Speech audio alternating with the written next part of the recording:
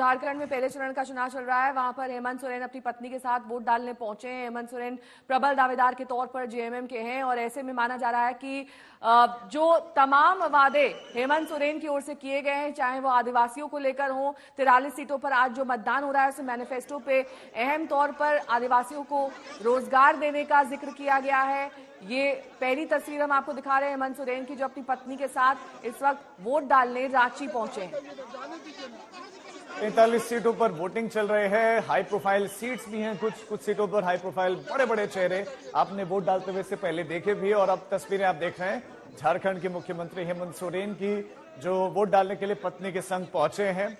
और हेमंत सोरेन, ये तस्वीरें आप देख रहे हैं, पोलिंग स्टेशन में पहुंचे हुए हैं। झारखंड मुक्ति मोर्चा क्या जेएमएम सरकार रिपीट करेगी या नहीं, ये 23 तारीख को क्लियर हो जाएगा। झारखंड में 2 फेजेस में 2 चरणों में चुनाव होंगे। पहले चरण की वोटिंग आज चल रही है, जिसमें 43 सीटें हैं। हेमंत सोरेन इसी कड़ी में रांची में वोट डालने के लिए पहुंचे हैं। ये तस्वीरें, हालांकि आपाधापी की स्थिति है, वहां पर थोड़ी बहुत झलक ही हेमंत सोरेन और उनकी पत्नी की दिखाई दे रही है।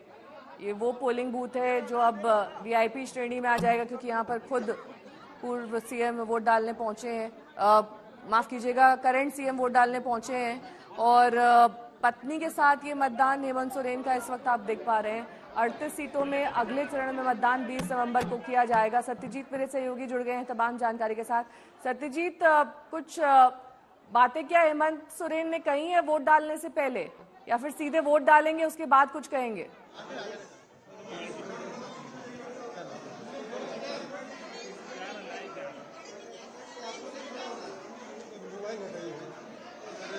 सत्यजीत को आवाज नहीं मिल रही है, लेकिन अब थोड़ी तस्वीर यहाँ पर साफ हुई है। हेमंत सोरेन अपनी पत्नी के साथ मौजूद, जो नियम उसी तरह से आ रहे हैं। अपना जो है उन्होंने नियमों के तहत अपना आइडेंटिटी कार्ड इत्यादि दिखाया है, पर्ची ली है। अब तस्वीरें देखेंगे और उसके बाद से अब वो ये पोलिंग स्टेशंस की तरफ आगे ईवीएम में बटन दबाएंगे, जो भी उनके मन में होगा। लेकिन झारखंड मुक्ति मोर्चा और हेमंत सोरेन की अगर बात करें तो जो उनका पूरा कार्यकाल रहा है, उतार चढ़ाव भरा रहा है, क्योंकि बेहद गंभीर आरोप लगे।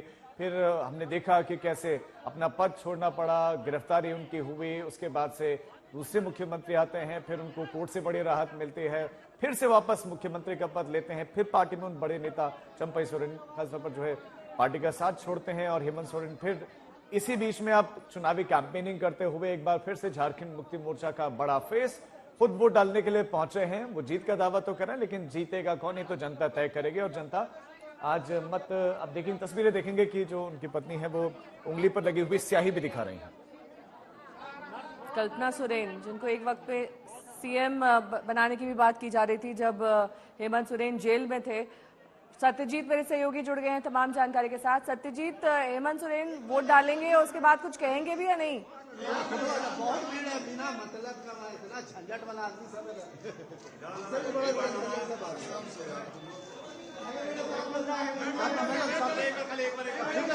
सत्यजीत तक आवाज नहीं पहुंच रही है, लेकिन कुछ हॉट सीट्स भी हम आपको झारखंड की दिखा रहे हैं। आज 43 सीटों पर मतदान है, पहले चरण का, दूसरे चरण का 20 नवंबर को 38 सीटों पर है। और कई ऐसे मुद्दे हैं जो इस वक्त झारखंड में प्रमुख तौर पर छाए हुए हैं। उसमें आदिवासियों का मुद्दा है, उनके रोजगार का मुद्दा है, लंबे वक्त से वहां पर महंगाई का मुद्दा है, और किस तरीके से वहां पर अब हेमंत सोरेन पत्नी के साथ, ये पारिवारिक तस्वीर भी अभी आएगी इसके बाद जब दोनों अपने हाथ पर निशान दिखाएंगे। ये रांची का एक मतदान केंद्र है जहां पर इस वक्त झारखंड के सीएम अपनी पत्नी के साथ मौजूद हैं। तस्वीरें आप देखेंगे, आप पोलिंग स्टेशन से बाहर की अब आप तस्वीरें देख रहे हैं कि धीरे धीरे वो बाहर की तरफ अब आते हुए, और हो सकता है कि मीडिया से बात भी करें।